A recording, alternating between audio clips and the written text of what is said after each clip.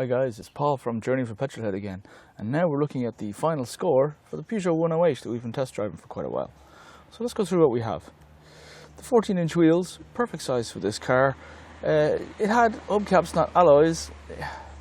I prefer alloy wheels, but if you smack a pothole, your alloy wheel is going to crack. So in that instance, hubcaps make sense. So yeah, okay, fair enough. The headlights had good range at night. They were not xenon or LEDs, which is a bit of a shame. As I've said in previous reviews, I would prefer if car manufacturers just went with xenons because they're just better and safer at night. Or even LED lights. I mean, this one actually has daytime running lights that are LED based, which is interesting. So I wish car manufacturers just fit the LEDs now as standard across the board. I like the external design of this car. I like the touches of the black plate here at the bottom of this boot lid. The black glass is just it's black. It's nice. It's a nice design outside.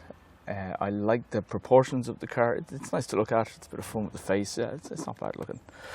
As regards the driver's seat, it was good for long distance driving. Unlike the other Peugeot we test drove before, it was quite comfortable. There's no issues with back pain or getting comfortable or whatever. There's no lumbar support with this particular car, but the seat didn't need it. It was a well-designed seat. I liked it. The driving position was good. The instrument cluster, I liked it. I liked the digital fuel level. There's no rev counter. I wish there was a rev counter in cars. I'm just used to them being in there. But it being a small engine, it's not really an issue. It's not the Peugeot iCockpit, so we don't have the problem we had with the 208. I can actually see the instrument quite clearly. And driving it at night, while I can't adjust the brightness control, it's an amber radiance off the instruments at night, so it's not dazzling me like it did in a Hyundai here before.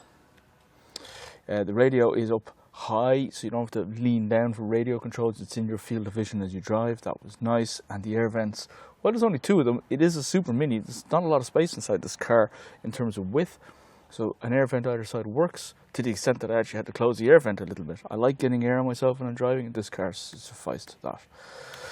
There's no automatic features. There's no automatic lights. There's no automatic wipers. There's none of that going on. There is a USB port. There's a 12-volt charging socket. There's auxiliary input, so your sound is sorted out. There is Bluetooth. There's this really nice steering wheel. I like the steering wheel on this, and this is the automatic version. The Tiptronic paddles are nice, albeit mounted on the steering wheel, which I do have a problem with. I wish they'd mount them on the columns for the reason I explained in the videos. Now, for the rear passengers, there's no power sockets, there's no reading lights, there's no central armrest. It doesn't really need a central armrest. There's actually only two seats in the back of this car. I don't know if you can see them on the video here. It literally is just two seats and two seat belts. So central armrest, okay, that's not required. A power socket would be nice, but it's not there. There's good legroom, there's good internal headroom. This car is quite large inside, but you're sacrificing your boot. Your boot is maybe a foot long here. It's not great. So if you're buying this car and intend to carry a lot of luggage, well, you're not going to do it in this car, okay? Now, so good headroom, I said that. There's great visibility when you're driving. The steering wheel is really nice, like the leather wrapped steering wheel. I've said that a few times. There's no instrument brightness control. We don't need it because of the amber ambience.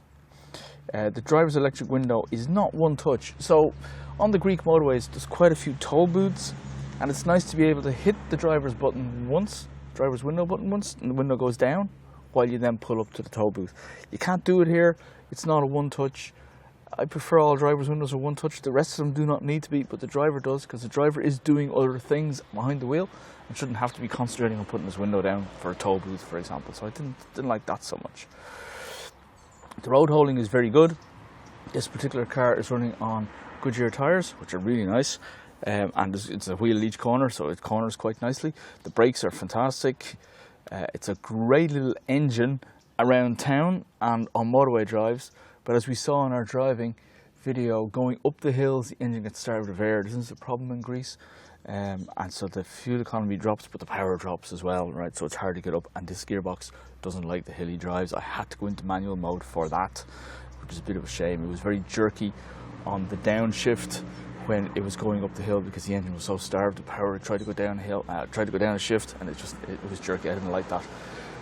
I also noticed in manual mode, certainly in an Audi or a Jaguar automatic, if you don't come off the throttle too much when you're changing gear. You don't need to. The car compensates for it. In this particular gearbox, if you don't come off the throttle while you're changing gear, it's very jerky, right? So that's just something to bear in mind.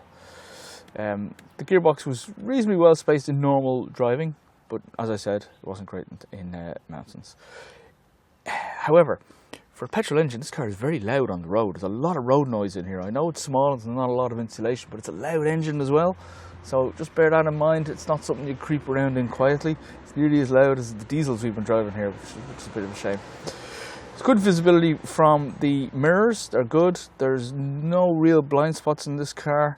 The rear window, while small, you have a lot of good visibility out of this. So the 208, I complained that the rear window was too small. You couldn't see an awful lot. This rear window is obviously smaller because it's a smaller car, but you have better visibility out of the rear window here. You can actually see what's behind you much easier, which I thought was interesting. There's no parking aids, but the car is the size of a roller skate. It's tiny. You don't need parking aids in something this small. If you do, I question your driving skills. This is really easy to park.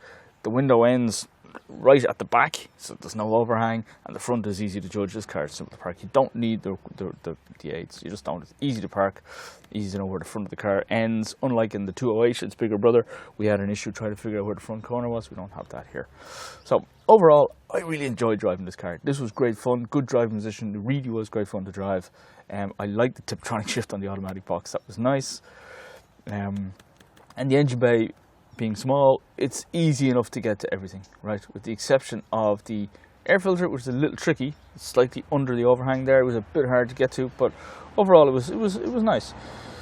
So what does that give us for the Peugeot 108? Journey of a Petrolhead score for the Peugeot 108 1 litre automatic is 76%. It's better than the 208, which only scored 64% or 63%. So maybe this is one to look at. Certainly, if this is your first car, or if you're looking for a first car, I would look at this. This is a great fun little car, there's no doubt about it. It will get you around town and do what you need your first car for. Won't carry huge big loads in the back because it's not very big. Might even be useful as a second or third car in a family for ferrying kids to school or whatever. I wouldn't go on long journeys with a lot of people in this car. It's too small inside and the back passengers won't be that comfortable. This isn't the power options. But overall, 76% for this little car, that's not bad. I quite enjoyed this. Don't forget to like and subscribe, guys, and we'll bring you our next review real soon. Thanks very much. See ya.